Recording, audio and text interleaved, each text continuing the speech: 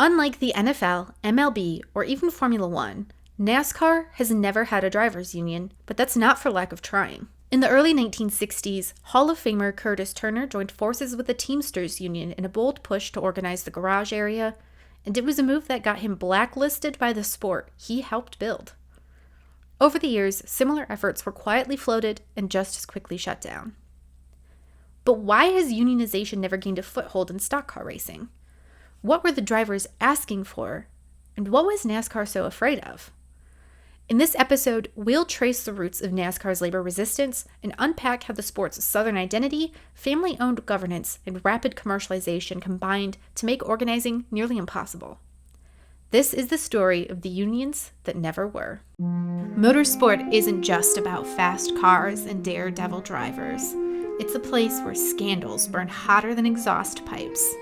This is a history podcast dedicated to delving into the darkest corners of the racing world to uncover secrets, deception, and intrigue. My name is Elizabeth Blackstock, and welcome to Deadly Passions, Terrible Joys. William Henry Getty France was born on September 26, 1909 in Washington, D.C., and well before anyone knew him as Bill France Sr. or Big Bill, he was a young teenager skipping school to make laps around a local board track with his family's Model T. He'd spend the day behind the wheel, striving for faster and faster times, before hopping in the car and racing home to deliver the car back to the garage before his father got home from work. France turned that passion into cars, into ownership of a service station, where he built a dedicated customer base by being one of the only people who dared to wake up before dawn to crank start his customers' cars in the middle of winter.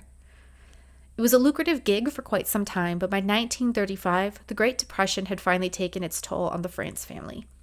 They'd lost just about everything, and with only $100 in his pocket, Bill France shipped his family down to Daytona Beach, Florida, for a new start. Desperate to make a living, he picked up gigs painting houses and working in car dealerships before setting up his own repair shop. But why Daytona Beach? What made Florida such an attractive proposition? Well, that comes back to France's love of the automobile. At that time, Daytona Beach was a prominent location for folks who wanted to set land speed records.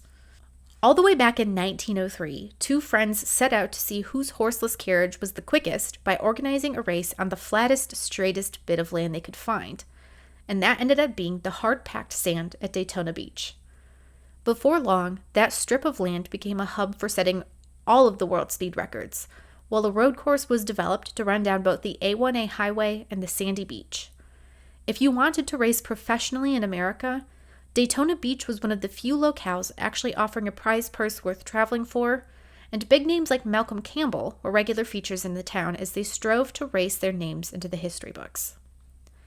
Bill France Sr. wasn't the only person born enamored by speed. So too was a motorbike racer named Sig Hogdal. Born in Norway before migrating to Minnesota, Hogdal had been a regular at Daytona Beach, where he'd tried to set speed records of his own. The problem was that by 1935, most serious record setters had long left Daytona behind. Cars were getting faster, and Florida's sandy beaches just weren't cutting it anymore. These racers were having more success at the vast and predictable Bonneville Salt Flats, so suddenly Daytona's tourism pipeline had dried up. Desperate to maintain a steady stream of visitors and aspiring racers, Daytona Beach officials approached the best racer they knew, Sig Hogdal. Please, they begged him, please design a race course. If you can, we have a $5,000 purse ready for the competitors, and we can anticipate huge crowds.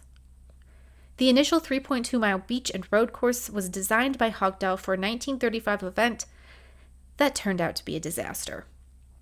Since the track was composed of local roads, spectators had settled into their chosen viewing locations well before any ticket sellers actually arrived on race day morning. To make matters worse, the race had to be ended 3 laps early because the sandy road course had become virtually impassable. After losing a massive $22,000, the city of Daytona Beach swore off race promotion in the immediate aftermath, but Hogdal still felt like he was onto something. He was prepared to organize and promote the race himself.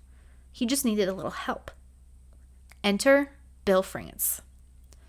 France was convinced that with a few changes to the track preparation and the race weekend format, the Daytona Beach race could be a success. So he and Hogdahl set up a meeting at the Daytona Beach Elks Club to hammer out the details for another event, this time on Labor Day weekend in 1937. They used the same track setup, albeit with much better preparation, and really thought they were onto something. And yet, despite a measly $100 purse, they still managed to lose money. By that point, Hogdahl had had more than enough, and he washed his hands of the whole racing affair. But Big Bill France was firmly convinced that he had a genius idea in hand. It just needed refining. He took over on the promotion front, putting on 2 events in 1938, 3 in 1939 and 1940, and 4 in 1941. Racing came to an end shortly after that as the United States turned its attention to fighting World War II, and by the time the fighting actually stopped, France determined that he was much better suited to race promotion than actually racing himself. He was promoting events at Seminole Speedway in Castleberry, Florida, and then bought out a horse racing track that he transformed into Occoneechee Speedway. Drivers loved turning up at France's tracks because they knew they were actually going to get paid. The business of racing in the late 1940s was pretty sketchy, especially in the United States, and it was pretty common that drivers would turn up and compete at a track promoting a hefty prize purse, only to discover that the promoter had taken off with the purse and the ticket money before the checkered flag fell. So many of these drivers were trying to make a living behind the wheel, but those sketchy promoters meant that stock car racing was confined firmly to the amateur realm. And considering how regularly drivers got into racing as a result of their moonshine running, it also didn't help convince anyone that motorsport was a legitimate and respectable career path. But Bill France believed otherwise. He knew that with better organization and a whole lot more money, motorsport could become a hugely profitable enterprise for everyone involved.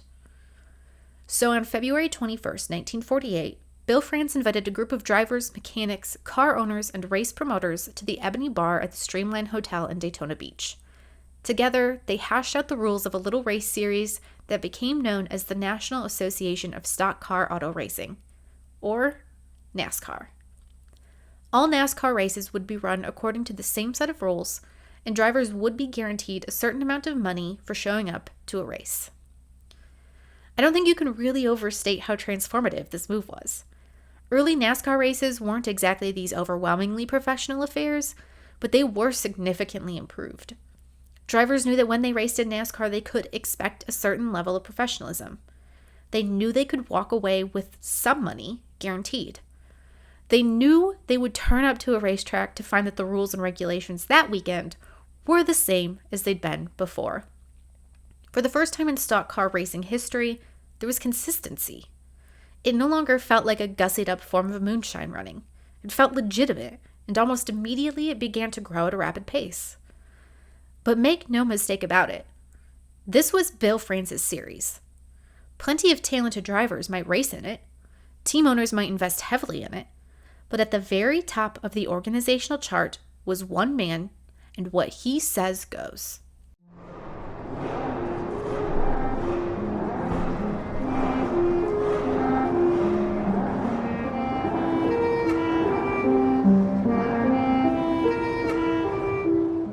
Before I get too far into this episode, I think it's a good idea to step back and take a look at the history of unionization in general, particularly here in the United States of America. Organized labor has been a thing in the U.S. for centuries. There are several examples of strikes taking place in the 1600s during the colonial period, but many of those early examples of unions were just really loose coalitions. They usually involved dissatisfied workers in jobs where they could speak to their fellow employees, and they occasionally resulted in those workers being fired, fined, or tried in court. It wasn't until the Industrial Revolution in the mid-19th century that unionization became more common, more necessary, and more structured. This is the period of time where we started to see workers more separated from their labor, and where working conditions were oppressive, brutal, and frankly dangerous. There were few laws dictating what employers could expect of their employees, so employers could hire literal children, or make people work 15-hour shifts, or keep them confined to smoky, dingy factory floors with no breaks. But that didn't mean unions remained universally popular. During the period between World War I and World War II, unionization often became associated with socialism, as the U.S. Communist Party worked to bring all labor under full worker control. Historians admittedly aren't quite sure why America has failed to adopt socialist movements, with some arguing that our union efforts have been quashed by politicians, or perhaps that American bootstraps exceptionalism is so wholly at odds with worker-led movements that socialism simply couldn't flourish here. But even as this so-called threat of communism faded away, the southern U.S. in particular remained a tough nut to crack in terms of unionization. If you live in America, you very clearly know that there are strong cultural divides between the northern and southern sects of our country, and in a lot of ways, southern U.S. culture is defined in opposition to the industry of the North. The mere existence of labor unions touched on a lot of the cultural insecurities in the South. For example, the South has relied more traditionally on agriculture to support its economy, whereas the North opted for factory-led industrialization. Folks in the South may have had long, hot work days, but they weren't being crammed into stuffy, highly flammable buildings working with heavy machinery. The way a lot of Southerners looked at it, they didn't need to unionize the kind of work they were doing. In fact, they took pride in being a union-free zone. But widespread racism also played a massive role. The tensions of the Civil War remained in the South, and many Southern employees used those racial tensions to pit workers against each other. If white workers went on strike, then an employer would bring in black workers to replace them. Many white workers were adamantly opposed to the idea that their black patriots should be allowed to earn as much as them, and that racism prevented a lot of folks in the South from uniting in any kind of class solidarity.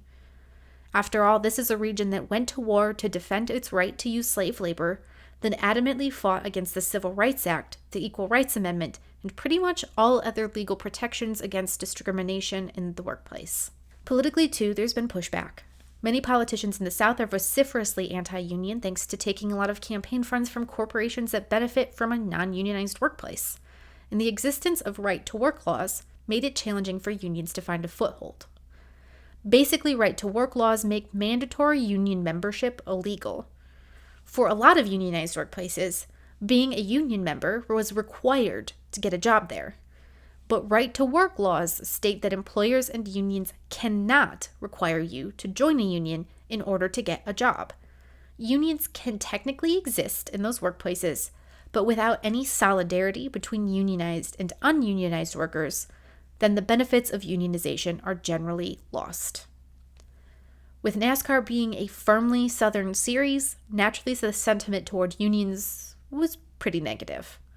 And that's where today's episode of Deadly Passions, Terrible Joys begins.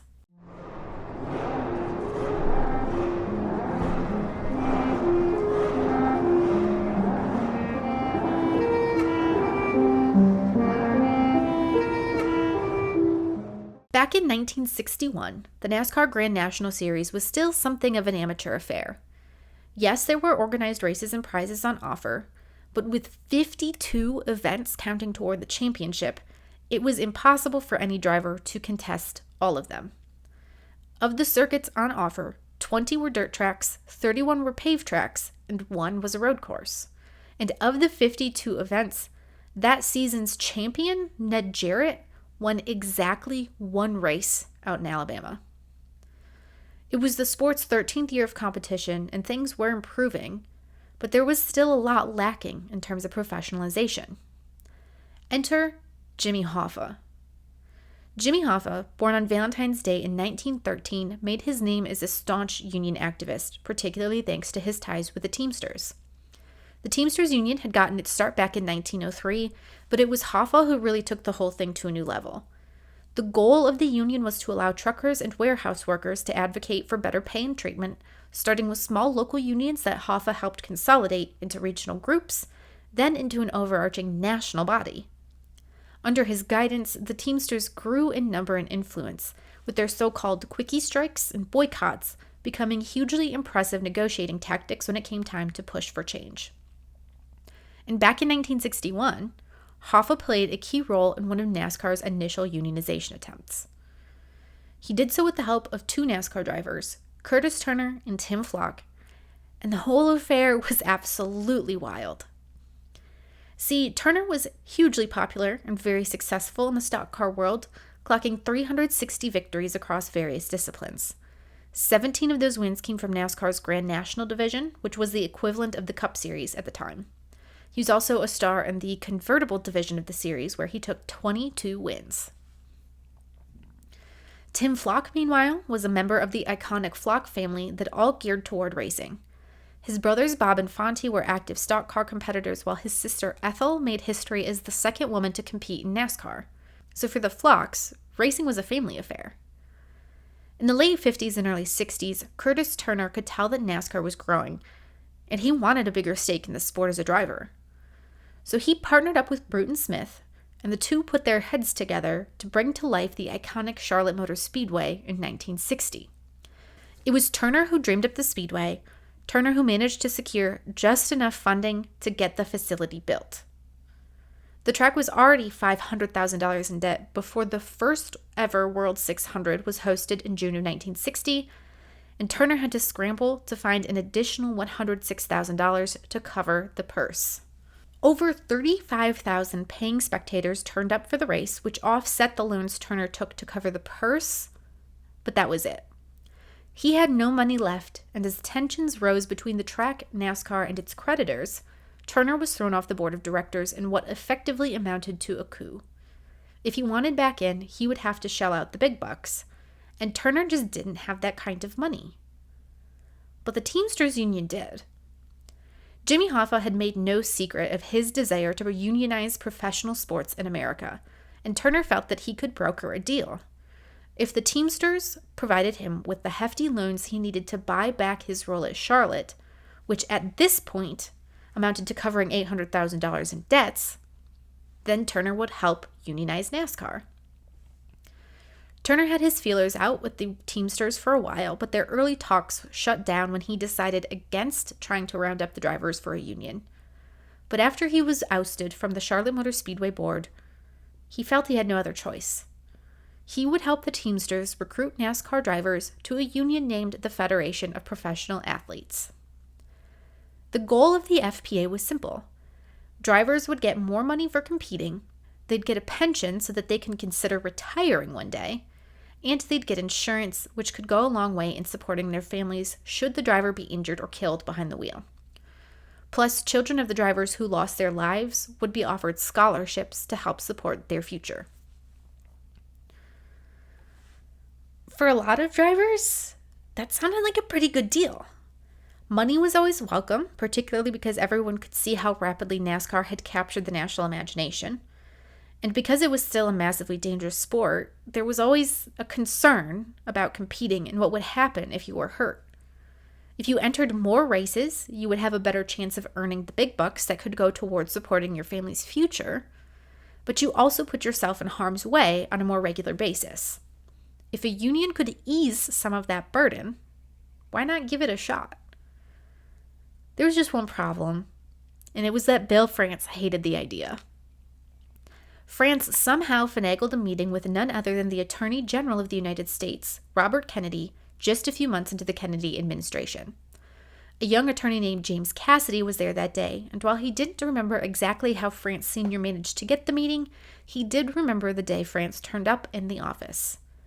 The Teamsters were trying to organize the drivers, Cassidy recalled, because they figured if they could control them in all teams from motorsports, they had set up a professional athletes division of the Teamsters that was heavily committed to organizing the NBA, the NFL, and motorsports.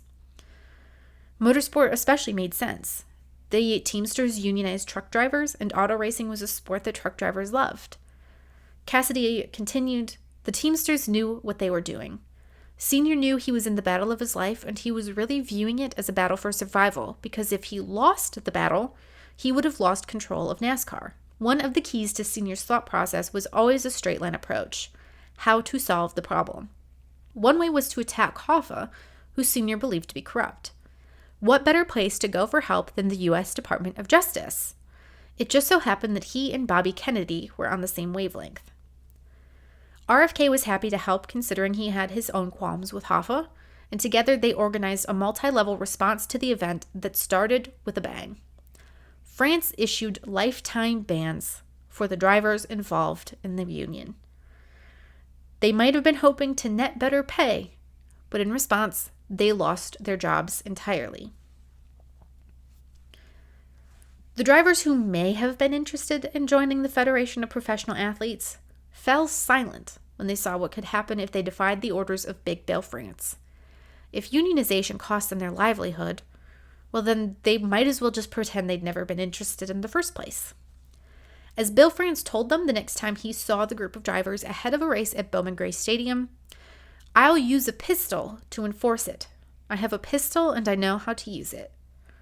Drivers at the scene were not inclined to challenge France on that account, since the boss was known as Big Bill both for his control over the sport as well as for his hulking 6'6" frame. Plus, nobody questioned his ability to use a weapon. Curtis Turner wasn't going to take this sitting down. Expecting trouble, he'd already prepared a lengthy statement that he distributed to drivers and newspapers alike, which explained in detail what he felt drivers should be entitled to as the sport continued to evolve.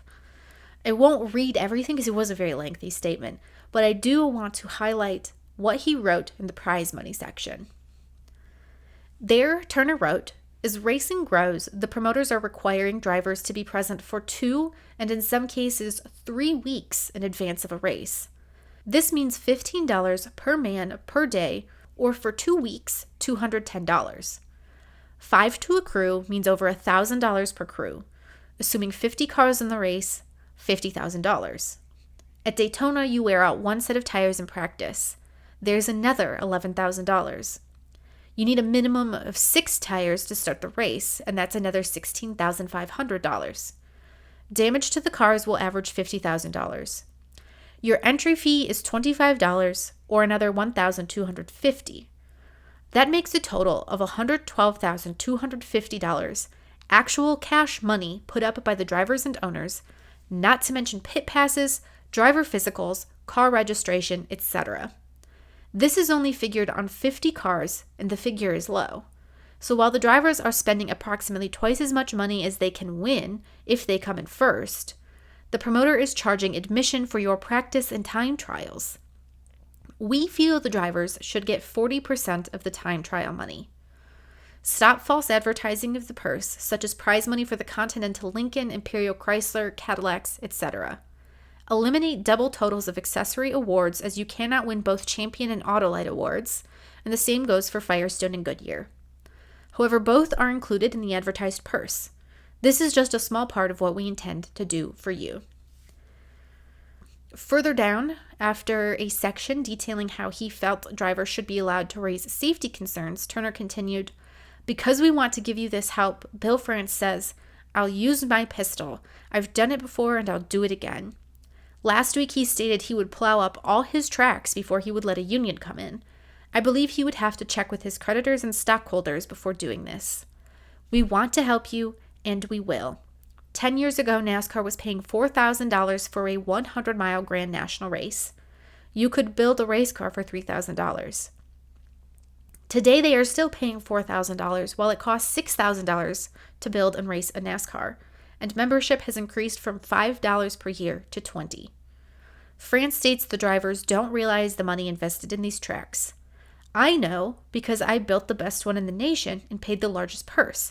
And I also realize a field of race cars represents over $500,000, while damage to the racetracks is a small percentage of the damage to the race cars. Bill France knows we are right. He's already begun to make you more promises. But drivers all over America are continuing to sign up in the Federation of Professional Athletes. We are rolling." Part of Turner's pitch for unionization, though, included betting. Specifically pari-mutuel betting on auto racing. And that was part of the response focused on by none other than Bill France, which he distributed to drivers and media. I think it's important to read this, so again, bear with me while I share a hefty chunk of it. "A recent newspaper story suggests that I might be some rootin' tootin' shootin' cuss, waving a pistol and itching to shoot up anyone who might disagree with me. Honest, I'm nothing like that. But I am an American who believes our Constitution and our laws, and that bearing of arms to repel invasion is part of our great American heritage. For 14 years, I have had the honor and responsibility of heading, as president, the building of a house called NASCAR, the National Association of Stock Car Auto Racing in Daytona Beach, Florida. In the center of that house, I have collected a staff of fine people devoted to the expansion and improvement of a great sport of auto racing by building public respect and interest in the sport, and by guiding and helping people who take part in that sport. France went on to describe the two wings of the NASCAR house. On the one hand were all the business people, like the promoters and track owners, that NASCAR seeks to help in all possible ways to allow for mutual growth of both parties. The other wing was the contestants, the people who owned the cars or raced in the series. He wrote that NASCAR had already pioneered a benefit plan to assist its members, while anyone can raise complaints about officiating at any time. His actions, then, were for the benefit of all, and as France continued, he didn't take kindly to his actions being challenged. And when out of the clear blue sky and a period of growth and progress in the sport, I am suddenly confronted with the fact that a few of the boys who have grown to stature and respect in the sport as NASCAR members, and with the help and support of NASCAR over many years, which have been good and profitable for them, engage in activity which is disruptive and actually poisonous to the sport, I hope it's not too hard to understand why I might be a bit mad. I'm not quite sure yet if it's just plain foolishness, stupidity, or avarice that makes these boys get associated with movements which can only hurt and degrade our sport and injure the people and organization that help them grow. But I do know that organized gambling would be bad for our sport, and it would spill innocent blood onto our racetrack. I'll fight it to the end. And with the help of all decent auto racing people and their fans, we will lick it.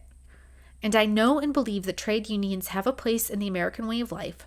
However, the kind those boys are working with can't do anything but hurt racing and all the nice folks who have been building our great sport. Accompanying Curtis Turner and Tim Flock in the initial attempt to unionize was Fireball Roberts. But shortly after Bill France issued his statement, on August 11th, 1961, Roberts resigned from the union. He wrote of his decision, "I drove slowly from Charlotte this morning and took the long way by Lake Lure and thought this thing over from all angles. I'm withdrawing my support from the union and am resigning from the Federation of Professional Athletes. It's as simple as that." I don't know for sure what the motives of other FPA officers were, Roberts continued, but I assume they were the same as mine. My motives are clear. I simply wanted to better the positions of race drivers, car owners, myself, and racing in general. I can see now that by affiliating with the FPA with the Teamsters, we could possibly accomplish more harm than good for racing. The Teamsters have implied that to force this issue, there might be injunctions and litigations which might disrupt all racing in the South. If that happened, there might be a lot of individuals who would be hurt very badly. Personally, I could live for 5 years without getting behind another wheel, but there are several on the racing circuit who aren't that fortunate. I feel if I do anything to hurt the least man in racing, I will be doing a disservice to my fellow drivers who have been my friends for 15 years, and I will have no part in that. Bill France reinstated Roberts to NASCAR that very same day. France then made a point of speaking with the other drivers. Auto racing, Bill Sr. told them, is one of the few sports which has never had a scandal. Do you want to be the ones who change that? Roberts and many other drivers may have been content to walk away, but Turner and Flock were not. They stood their ground. I understand that Bill France has been talking about pistols and threatening my life and Fireball Roberts' life, said Turner. I guess Fireball decided he didn't want to get shot, but I still think he's with us. He then pointed out that it costs more to go race today.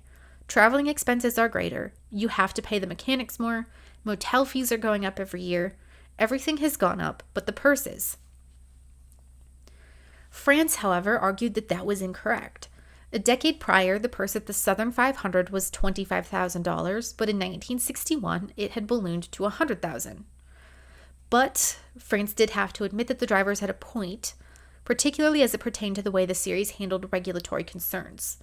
So NASCAR quickly put together something called the Grand National Advisory Board, which would investigate a lot of the claims made by the unionizers, such as what was going on in the rulebook and prize money, as well as the possibility of setting up pensions for the drivers.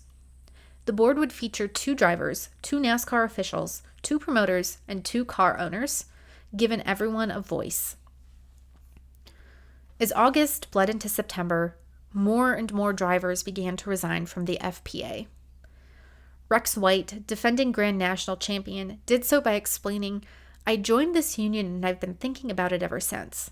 Drivers have legitimate beefs and the drivers want a fair deal and more money. Let's let this advisory board France has appointed decide what's good for racing. I'll admit the union offer of a retirement plan sold me, but from now on, I'll think a week before I sign anything else." 1961 points leader Ned Jarrett resigned as well, saying, "I signed the union paper, but I didn't consider everything.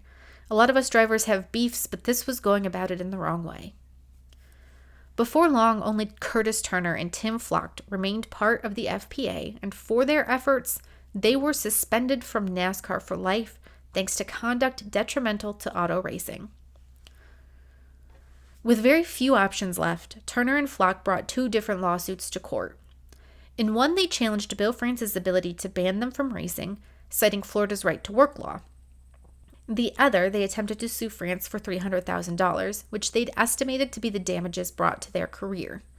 They also used that suit to advocate for a temporary injunction to allow them to be reinstated in the championship while the court proceedings were ongoing.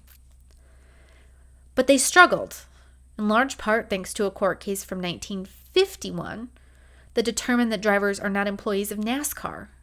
They're employed by their teams, operating as independent contractors when it comes time to take the green flag. NASCAR had the right to ban them from competition if it deemed that they had acted in a way to violate the rules. As for the $300,000 suit, well, Circuit Judge Robert E. Wingfield dismissed it on January 13, 1962. According to Flock, he knew that he and Turner didn't have a chance because the judge was reading comic books while they were giving their testimony. Not long after, Turner's lawyers advised him to drop the suit. It wasn't going to turn out in their favor, and in fact, the Teamsters couldn't have even made a loan to a company they were attempting to organize in the first place. Turner and Flock were left adrift, looking to find some meaning to carry them through the next phase of their life. At that time in the U.S., there were a variety of sanctioning bodies that hosted stock car races around the country, particularly regional ones. And both Turner and Flock looked to those series to continue competing. Turner took up event promotion, while Flock was soon employed by the Ford Motor Company to entertain customers at track days. Track promoters eventually convinced France to overturn the lifetime bans, since Turner and Flock were names that could draw a crowd. Turner made a half-hearted return attempt in 1965, but by that point he was older and had lost his competitive edge. He won 1 race at the end of the season and carried on for a few more years, making a handful of appearances each year, but without a ton more success. Flock, however, refused to go crawling back to NASCAR after it had humiliated him. At least until 1991. That year, he was invited to compete in the Battle of the NASCAR Legends race at Charlotte Motor Speedway, where he finished 10th of 22 drivers. Curtis Turner died in an airplane crash on October 4th, 1970, an accident that also took the life of golfer Clarence King. Flock held on until 1998, when he succumbed to liver and throat cancer.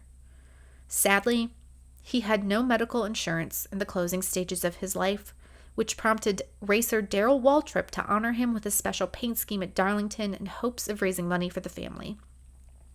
Turner's daughter, Margaret Sue Turner Wright, spoke openly about the union controversy that surrounded her father, and I want to quote from her again at length here. "He tried to save Charlotte Motor Speedway at one point. He and Bruton Smith were working on this deal together for a long time, and they ran into trouble, and financing was a big issue when they hit granite, because it was going to be so expensive to try to blast through there and fix it, and also get it done in time for the race that they had already advertised. So he was looking for financing. He was looking for more help because he didn't have it.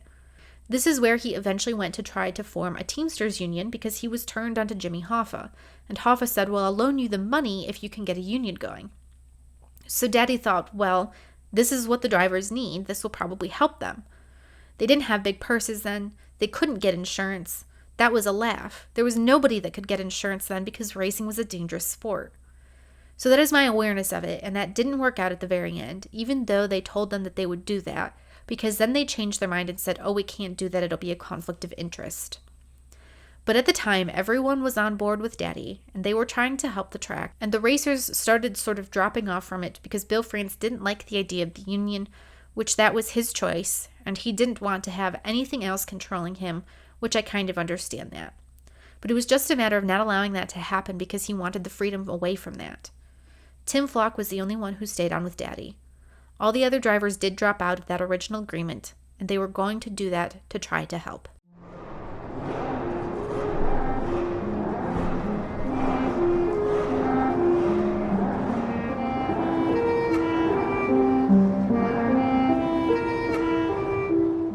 Unionization had already failed once before in the NASCAR world, but in 1969, drivers felt they needed to try again when a new track in Alabama was opened to a whole lot of skepticism. In the early 1960s, NASCAR founder Bill France Sr. was keen to see just how explosive NASCAR could be, and for him, that meant replacing some of the sport's scrappier events with impressive races at purpose-built oval tracks. And the circuit we know now today as Talladega was one such track. The problem was that Alabama wasn't France's first pick. In fact, he'd pinpointed the Spartanburg Downtown Memorial Airport in Spartanburg, South Carolina, as his first choice. France and a local stock car driver named Joe Littlejohn set about designing a 1.5-mile superspeedway at the location, and on February 18, 1964, they proudly announced their near $1 million budget to build a 50,000-seat circuit. The track, they claimed, would be a little Daytona, and it would transform NASCAR history. The locals hated it. First and foremost, they weren't keen on the additional noise that a stock car circuit would bring, and anyway, local blue laws meant that certain activities like racing were banned on Sundays. Even though France admitted that we are far from building the speedway, the locals were not going to let it happen. Later, Littlejohn claimed that he and France had the track information leaked before they were ready. I've been wanting a major speedway up here for a long time, and I'm always talking about getting one, he told the Columbia Record in early March of that year. But the news is out now and the damage has been done. The damage in question wasn't just the city council vetoing the airport circuit. It was banning motorsport entirely within city limits now and from here on out. It would be a decision that came back to haunt them, as longtime NASCAR driver James Hilton pointed out that the council stuck a knife in their own hearts, because if the city fathers in Spartanburg and Spartanburg County had approved that, this would be Talladega. All the people who had a vote on that really didn't understand racing. They really didn't have a clue what the future held. Still, the locals had forced NASCAR's hand, and Bill France started to look elsewhere, with his eye landing on a few locations in Alabama. Tax laws and land costs initially looked to be extremely prohibitive until Alabama Governor George C. Wallace stepped in. A proposal had hit the Alabama Senate proposing that Talladega and nearby cities could finance the track with their own credit, which would significantly ease the burdens on Bill France. And none other than George Wallace signed the measure.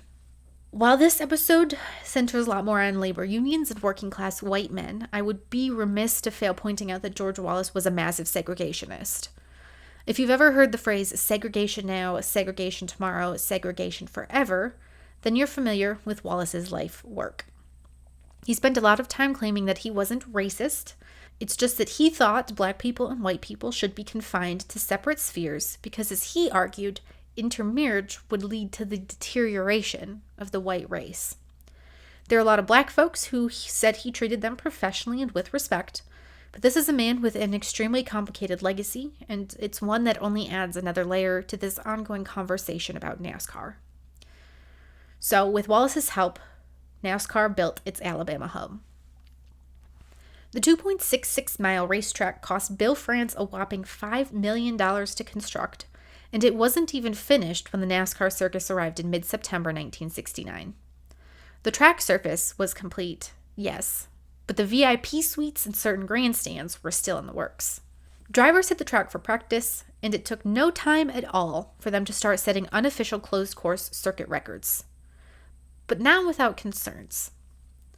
At that point in time, a fierce rivalry had kicked up between Goodyear and Firestone. Both tire suppliers had invested serious money into designing rubber for race cars, since motorsport was generally a really great proving ground to develop higher quality and more durable tires for road cars. Both manufacturers had brought their harder tires to Talladega in anticipation of the speeds, but neither had any actual idea of how to prepare for the event. As one tire after another failed, Firestone decided it was in the company's best interest to pull out of the race. This was no minor feat. After the deaths of drivers like Jimmy Pardue and Billy Wade could be traced right back to poor tire technology, both Goodyear and Firestone saw opportunity. They set to work manufacturing something NASCAR referred to as a lifeguard.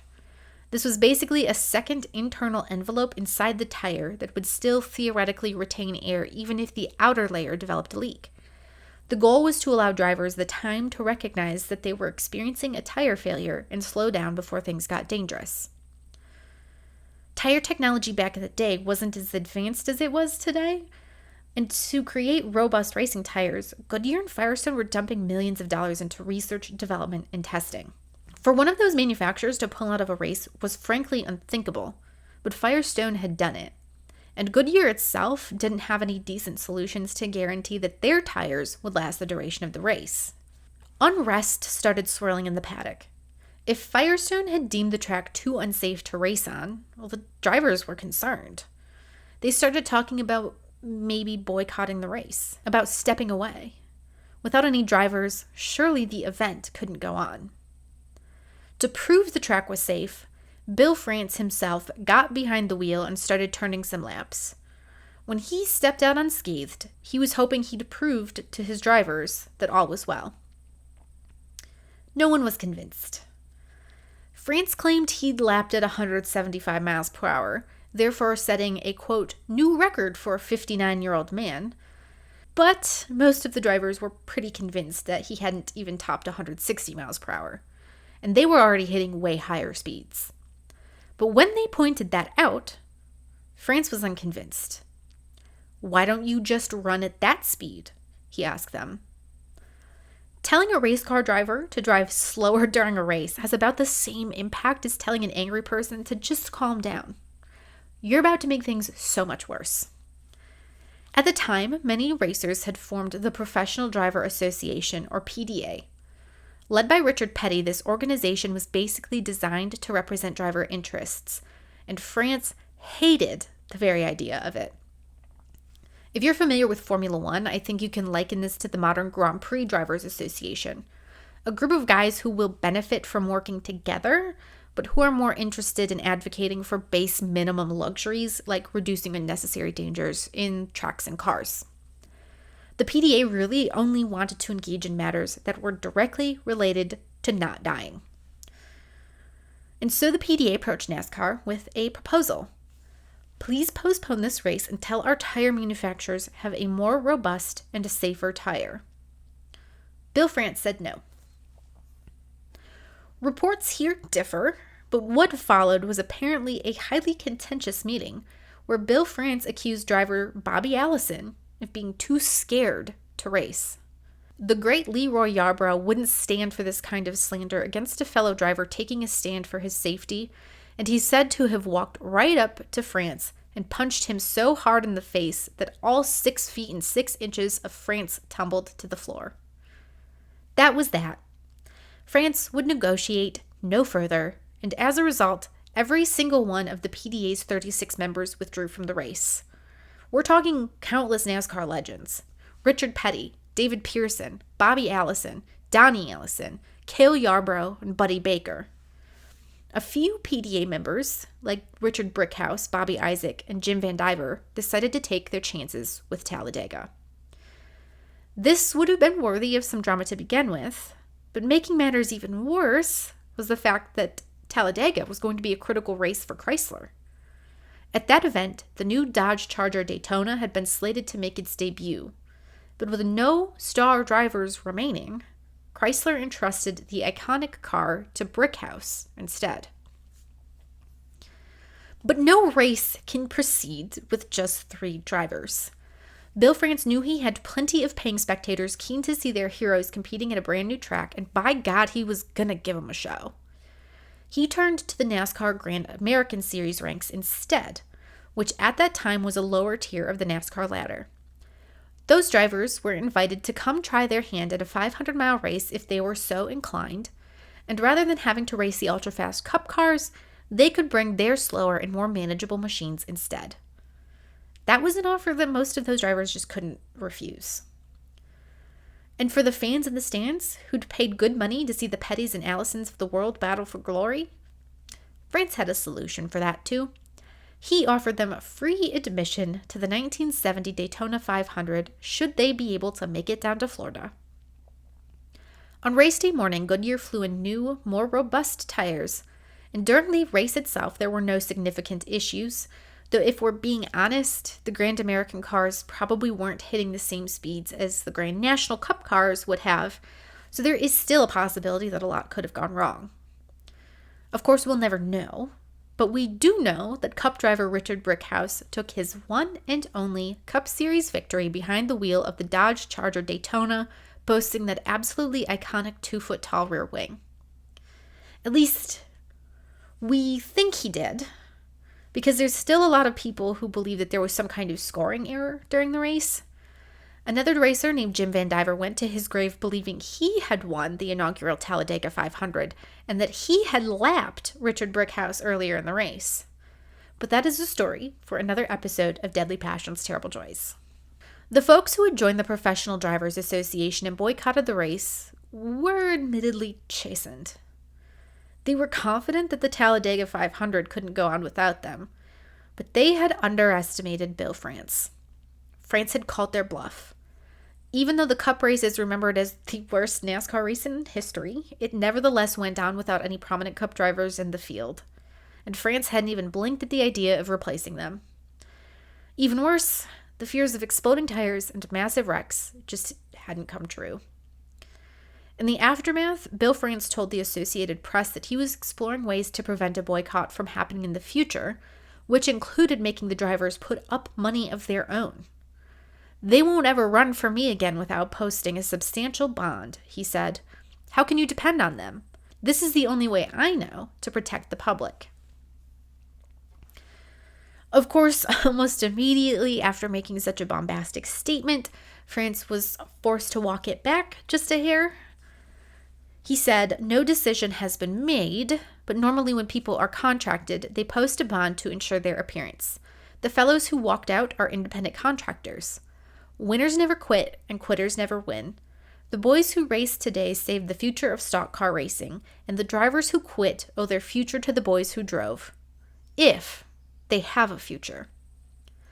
Instead, a new clause was added to the driver entry forms that pledged any driver who signed up for a race would intend to take the green flag and then go on to actually do it.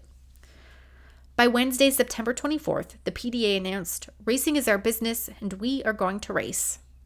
It was their way of promising that they'd turn up at that weekend's Martinsville event, and race they did, though naturally there were plenty of questions for the man in charge. "It's a pleasure to shake anybody's hand who doesn't want to talk to me about the PDA," Richard Petty joked during practice for Martinsville's Old Dominion 500. "Don't get me wrong, the organization is something I think we have to have. But I've sure had a lot of questions to answer, and I guess maybe that's because we're such a new organization and because of what happened at Talladega. But that was a freak situation, something that would stir up a lot of questions." Petty's implication was that the PDA was going to be a critical part of the NASCAR world in the future, and reporting suggested that he might go on to advocate for things like driver pensions, but that never transpired. Not long after, the PDA folded, and talk of unionization faded into the background.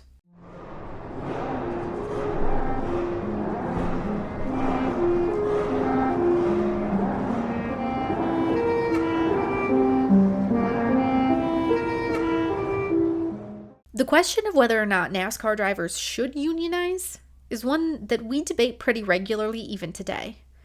As I'm working on this episode, there's a massive ongoing lawsuit between two Cup teams, 2311 Racing and Front Row Motorsports, alleging that NASCAR operates as a monopoly, or basically that the series' business practices are designed to prevent teams from competing in other sports or making additional money through various means.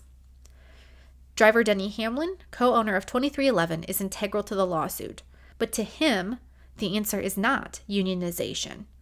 In 2024, he said on his podcast Actions Detrimental, "Nobody is here saying that NASCAR teams need or should unionize, but we wish we had more of a bigger seat at the table when it comes to doing the next media deal or doing any future revenue stuff, growing the sport.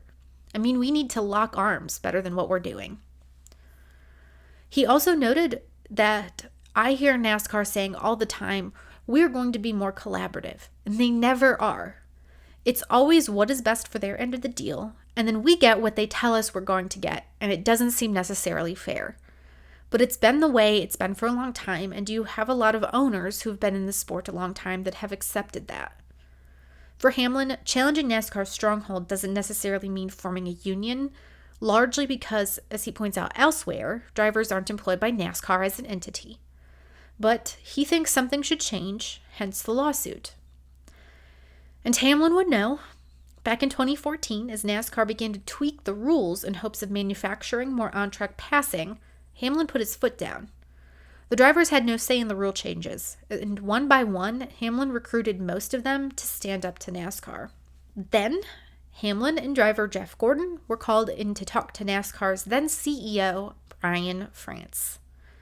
Hamlin explained, "I remember Brian France sitting us down and kind of giving us the whole long, be very careful of antitrust here, there's contracts, and this could get very illegal, blah, blah, blah."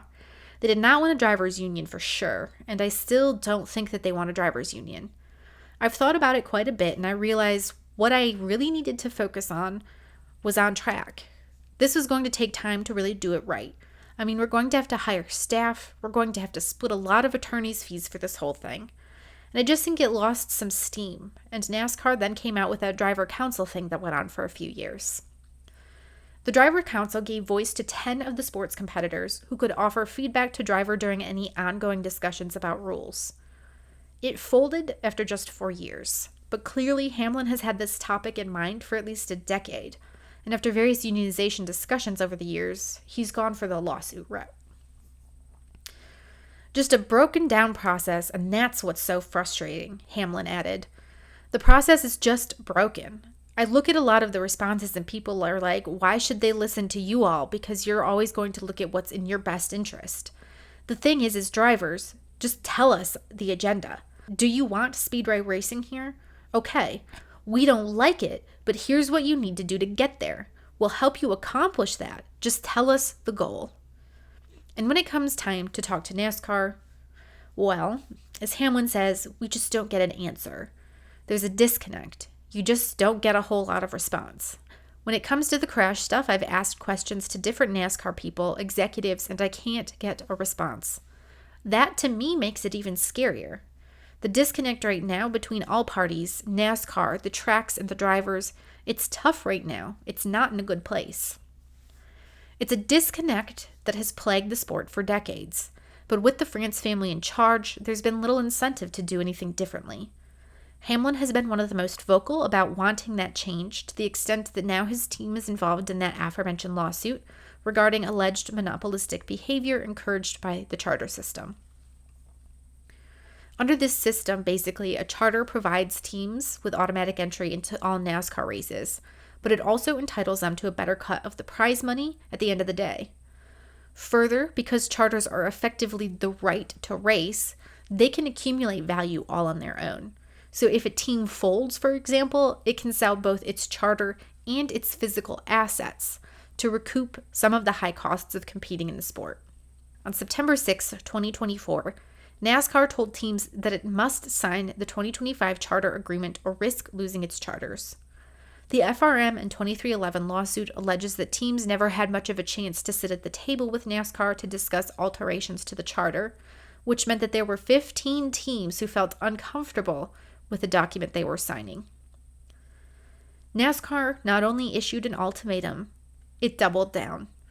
When teams announced they were frustrated about having to sign immediately or face losing their charters, Jim France, NASCAR owner, told them he would extend the deadline, but if any team didn't sign the agreement, then he would scrap the charter system altogether. That would have eliminated all of that value those teams had accrued.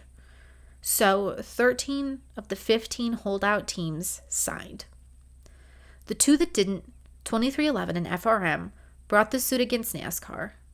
At the time of recording, the suit still hasn't been resolved. It's going to court on December 1st, and it will probably carry over well into 2026. Could a union better allow teams and drivers to advocate for themselves in charter agreements?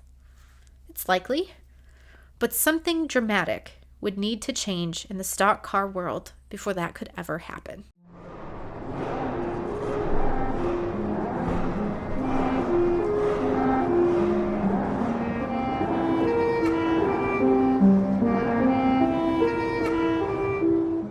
Thank you so much for tuning into this episode of Deadly Passions, Terrible Joys. In the next one, we're revisiting Roger Penske's attempt to enter Formula One alongside driver Mark Donohue and the tragedy that ended the life of one of American motorsport's most promising talents.